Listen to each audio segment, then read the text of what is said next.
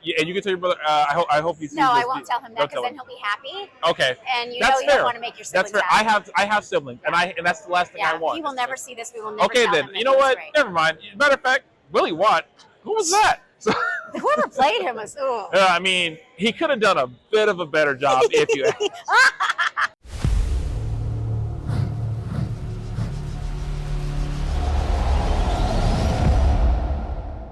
What's up, Geek and Geekettes? This is Tommy here at Countdown to the Geekcast, sitting here with the wonderful, the beautiful, the amazing Anndi McAfee. Wait, how are you doing today? Keep going. The fantastic, Ooh. the stupendous, the phenomenal, the amazing. Well, now I'm doing well. The beautiful, the lovely, the absolutely wonderful. I'll take it. I can keep going if you want me to. I kind of do, but I also know you have some questions, so. But we can throw in some adjectives as I keep going, though. Okay. So let's start with this. In your phenomenal career, what's your favorite role? My favorite role? Yeah. That's like asking to choose like your favorite ice cream flavor. They're all amazing. Yeah. You know what? I don't know. I just feel so grateful and lucky to be able to do any role.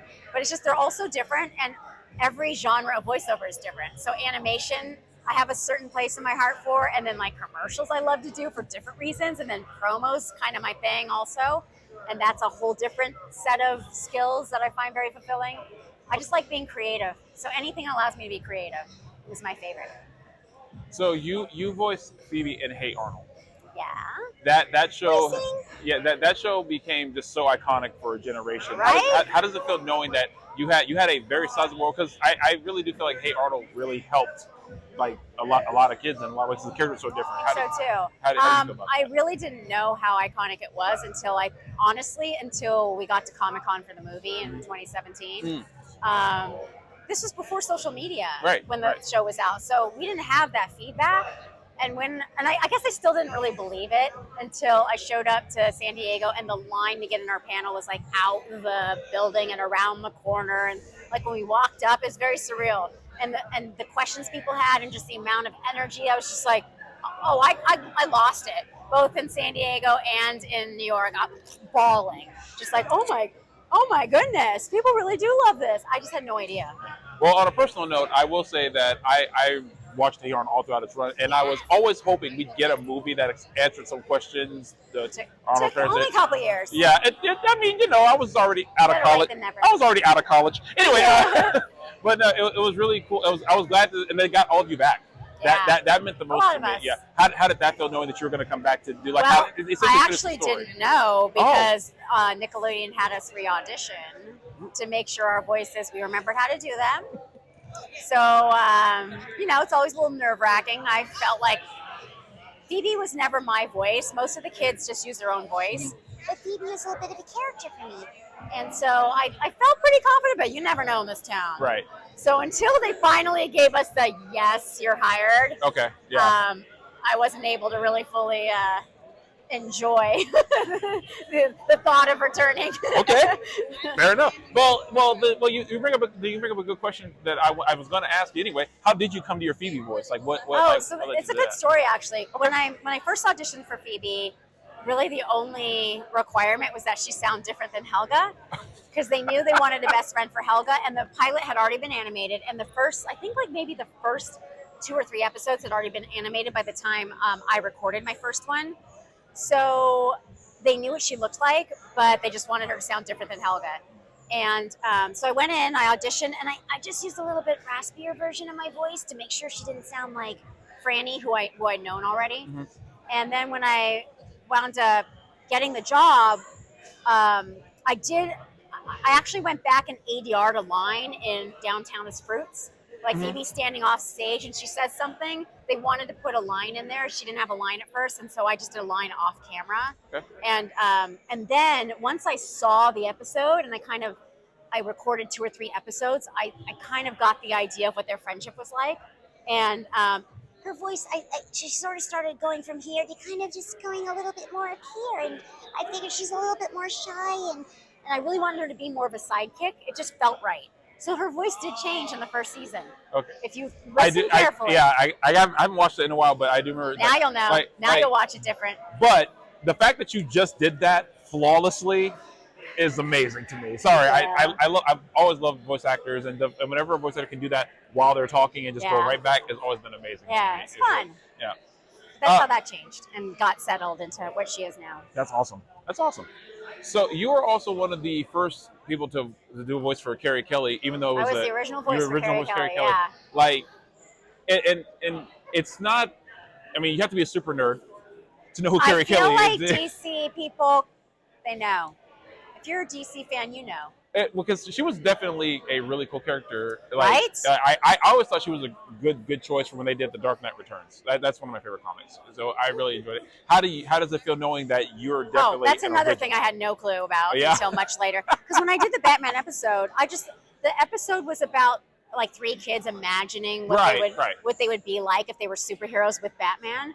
And so I just thought it was like a fantasy. I didn't know that it was based off of an actual existing comic drawn by a very famous artist. Yeah. So again, that's another thing I had no clue until much later. I never saw it. Oh, you had never? No, I never saw it until much later. Yeah. And then it wasn't until social media started to become ubiquitous that people reached out to me like, do you understand who this Carrie Kelly is? And that's when I understood. And my brother is a big DC fan. And now I understand why he's so jealous. Because Carrie Kelly is like, oh, my sister. But actually, my brother was in Batman as well. Okay. He was, I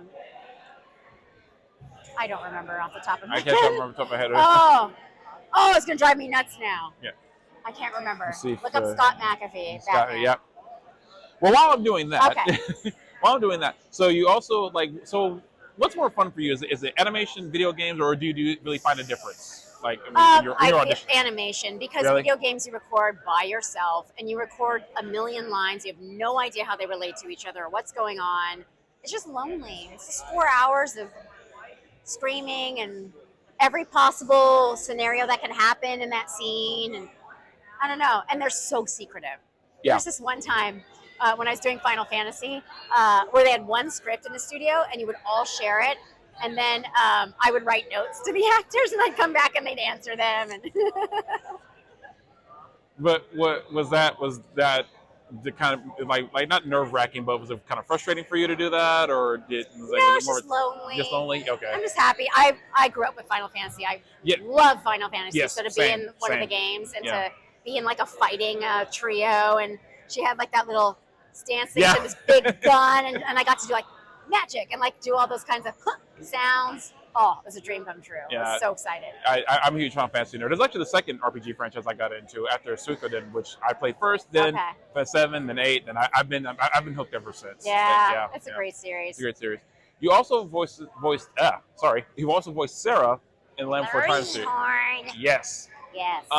For a younger audience growing up, that's an iconic series. What was it for you growing up? Oh yeah, I mean that's a series I knew about. Yes. Going into it, and of course it's an LA story. But Candace Hudson, who was the original Sarah in the movie, she went to high school with me.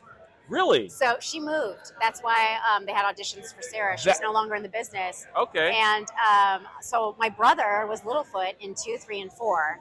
And then his voice changed. And he couldn't do the role anymore.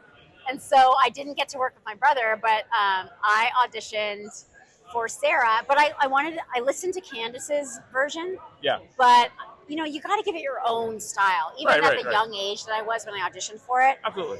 I just knew, I wanted to give it kind of my own spin, my own sense of what a tomboy little dinosaur sounded like. So my Sarah has a little bit more of a growl in her than I think Candace's does. Right. Candace is more up here, and she's got a little more, air in her diaphragm. But me, I just wanted it a little bit more down here.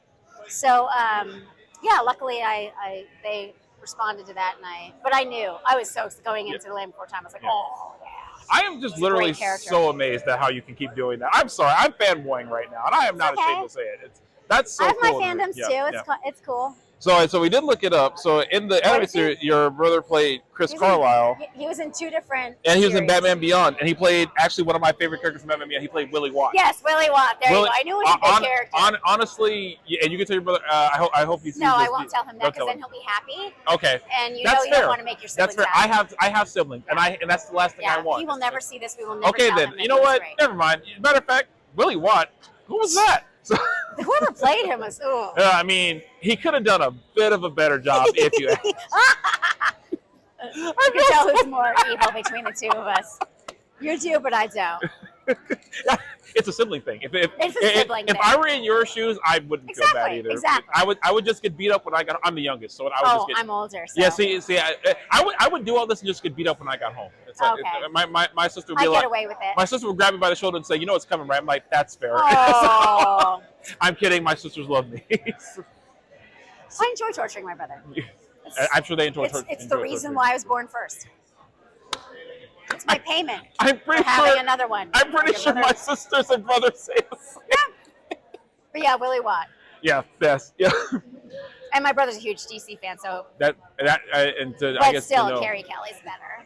I mean, to be fair, you probably got the more iconic role. I think so. Yeah. I think so. That really does have to drive me crazy. But no, I didn't, and also I didn't understand because I didn't record with whoever's playing Batman. I think Kevin Michael Richardson was there who played the Joker. I think he was recording his stuff that day.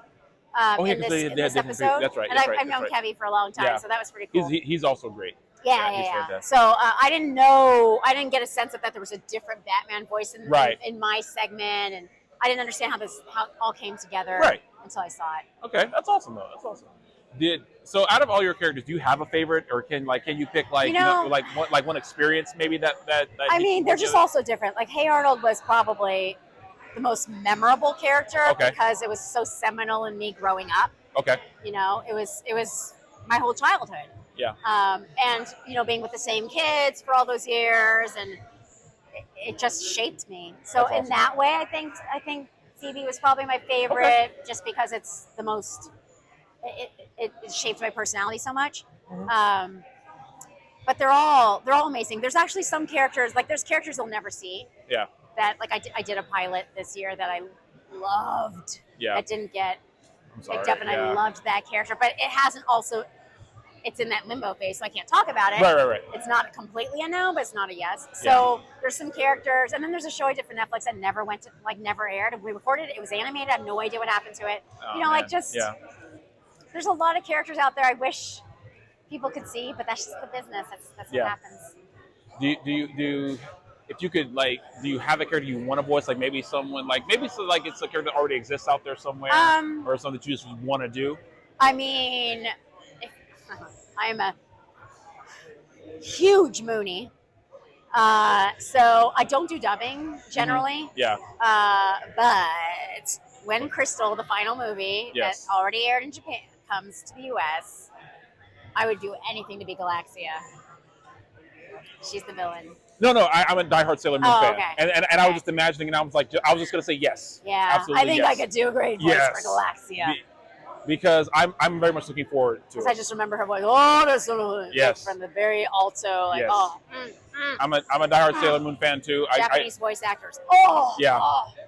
And it's funny, so I didn't catch any of those till much later in life, and I'm like, wow, that's really awesome too. So yeah. I'm obsessed with Sailor Moon. Yeah. So I would die to be in a Sailor Moon thing. But I also, dubbing's kind of a weird spot for a union actor. So yeah. But I think you'd be great. I do too. I think you'd be so great at it. Come on. So, I don't know who cast who's. If they're union or not, but I can't do non-union. I don't know, stuff. but I hope they can make it happen somehow, because I think that'd be really awesome. I'll be thrilled to see it. But yeah. Anything Sailor Moon would be my ultimate. Awesome. Well, thank you so much for your time. Thank you. I really appreciate it. You're great to talk to, and you're such a phenomenal voice actress. Moonies for life. For life. Thank you guys so much for watching. Be sure to follow her on our socials and everything, and always support the amazing, the phenomenal, the wonderful, the stupendous, the phenomenal. I said amazing, but I'll say it again. The doubly amazing voice actress, Anndi McAfee. Thank you so much again. And we'll see you later, Geekcast.